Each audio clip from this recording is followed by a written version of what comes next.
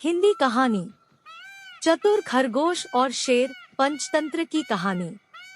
किसी घने वन में एक बहुत बड़ा शेर रहता था। वह रोज शिकार पर निकलता और एक ही नहीं, दो नहीं, कई कई जानवरों का काम तमाम देता। जंगल के जानवर डरने लगे कि अगर शेर इसी तरह शिकार करता रहा तो एक दिन ऐसा आएगा कि जंगल में कोई भी जानवर नहीं बचेगा। सारे जंगल में सनसनी फैल गई। शेर को रोकने के लिए कोई न कोई उपाय करना जरूरी था। एक दिन जंगल के सारे जानवर इकट्ठा हुए और इस प्रश्न पर विचार करने लगे। अंत में उन्होंने तय किया कि वे सब शेर के पास जाकर उनसे इस बारे में बात करें। दूसरे दिन जानवरों के एक दल शेर के पास पहुंचा। उनके अपनी ओर आते देख शेर घबरा गया और उसने गरज कर पूछा, क्या बात है? तुम सब यहाँ क्यों आ रहे हो? जानवर दल के नेता ने कहा, महाराज, हम आपके पास निवेदन करने आए हैं। आप राजा हैं और हम आपकी प्रजा। जब आप शिकार करने निकलते हैं तो बहुत जानवर मार डालते हैं। आप सबको खा भी नहीं पाते। इस तरह से हमारी संख्या कम होती जा रही है। अगर ऐसा ही हुआ रहा तो कुछ ही दिनों में जंगल में आपके सिवाय और कोई भी नहीं बचेगा। प्रजा के बिना राजा भी कैसे रह सकता है? यदि हम सभी मर जाएंगे तो आप भी राजा नहीं रहेंगे।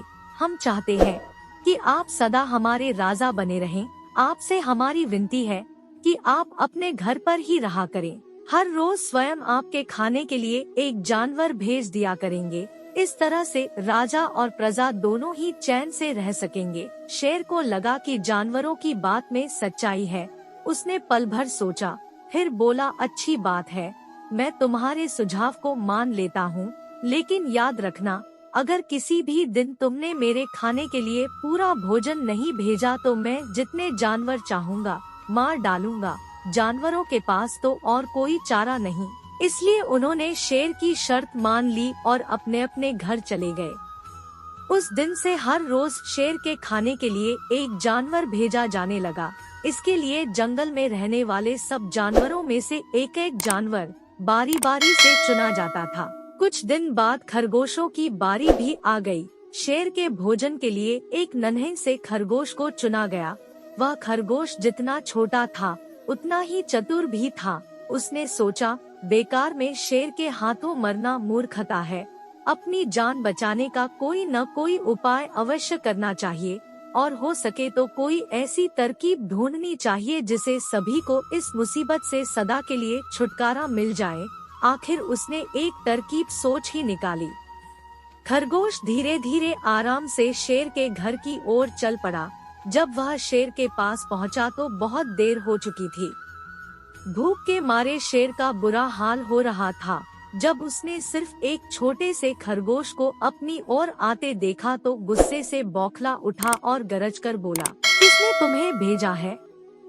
एक तो पिद्दी जैसे हो, दूसरे इतनी देर से आ रहे हो। जिन बेवकूफों ने तुम्हें भेजा है मैं उन सबको ठीक करूँगा। एक एक का काम तमाम न किया तो मेरा नाम भी शेर नहीं। नन्हे खरगोश ने आदर से जमीन तक झुककर, महाराज, अगर आप कृपा करके मेरी बात सुन ले तो मुझे या और जानवरों को दोष नहीं देंगे। वे तो जानते थे कि एक छोटा सा खरगोश आपके भोजन के लिए पूरा नहीं पड़ेगा, इसलिए उन्होंने 6 खरगोश भेजे थे। लेकिन रास्ते में हमें एक और शेर मिल गया। उसने 5 खरगोशों को मारकर खा लिया। यह सुनते ही शेर दहाड़कर बोला, क्या कहा? दूसरा शेर? कौन है वह? तुमने उसे कहाँ देखा? महाराज, वह तो बहुत ही बड़ा शेर है। खरगोश ने कहा, वह जमीन के अंदर बनी एक बड़ी गुफा में से निकला था। वह तो मुझे ही मारने जा रहा था, पर मैंने उससे कहा, सरकार, आपको पता नहीं कि आपने क्या अंधेर कर दिया है। हम सब अपने महाराज के भोजन के लिए जा रहे थे, लेकिन आपने उनका सारा खाना खा लिया है। हमारे महाराज ऐसी बातें सहन नहीं करेंगे। वे जरूर ही यहाँ आकर आपको मार डालेंगे। इस पर उसने पूछा, कौन है तुम्हारा राजा? मैंने जवाब दिया, हमारा राजा जंगल का सबसे बड़ा शेर है। महाराज, मेरे ऐसा कहते ही वह गुस्से से लाल पीला होकर बोला, बेवकूफ, इस जंगल का राजा सिर्फ मैं हूँ। यहाँ सब जानवर मेरी प्रजा है। मैं उनके साथ जैसा चाहूँ वैसा कर सकता हूँ। जिस मूर्ख को तुम अपना राजा कहते हो, उस चोर को मेरे सामने हाजिर करो, मैं उसे बताऊंगा कि असली राजा कौन है। महाराज, इतना कहकर उस शेर ने आपको लिवाने के लिए मुझे यहाँ भेज दिया। खरगोश की बात सुनकर शेर को बड़ा गुस्सा आया और वह बार बार गरजने लगा। उसकी भयानक गरज से सारा जंगल दहलने लगा। मुझे फौरन उस मूर्ख का पता बताओ, शेर ने दहाड़कर कहा। जब तक मैं उसे जान से न मार दूंगा मुझे चैन नहीं मिलेगा। बहुत अच्छा महाराज, खरगोश ने कहा, मौत ही उस दुष्ट की सजा है। अगर मैं और बड़ा और मजबूत होता तो मैं खुद ही उसके टुकड़े टुकड़े कर देता। चलो रास्ता दिखाओ, शेर ने कहा। फौरन बताओ किधर चलना है। इधर आइए महाराज, इधर। खरगोश रास्ता दिखाते हुआ शेर को एक कुएं के पास ले गया और बोला, महाराज, वह दुष्ट शेर जमीन के नीचे किले में रहता है, जरा सावधान रहिएगा। किले में छुपा दुश्मन खतरनाक होता है। मैं उससे निपट लूंगा, शेर ने कहा। तुम यह बताओ कि वह है कहाँ? पहले जब मैंने उसे देखा था तब तो वह यहीं बाहर खड़ा था। लगता है आपको आता देखकर वह किले में घुस गया। आइए मैं आपको दिखाता हूँ।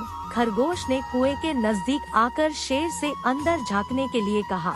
शेर ने कुएं के अंदर झांका तो उसे कुएं के पानी में अपनी परछाई दिखाई दी। परछाई को देखकर शेर जोर से दहाड़ा। कुएं के अंदर से आती हुई अपने ही दहाड़ने की गूंज सुनकर उसने समझा कि दूसरा शेर भी दहाड़ रहा है। दुश्मन को तुरंत मार डालने के इरादे से वह फौरन कुएं में कूद पड़ा।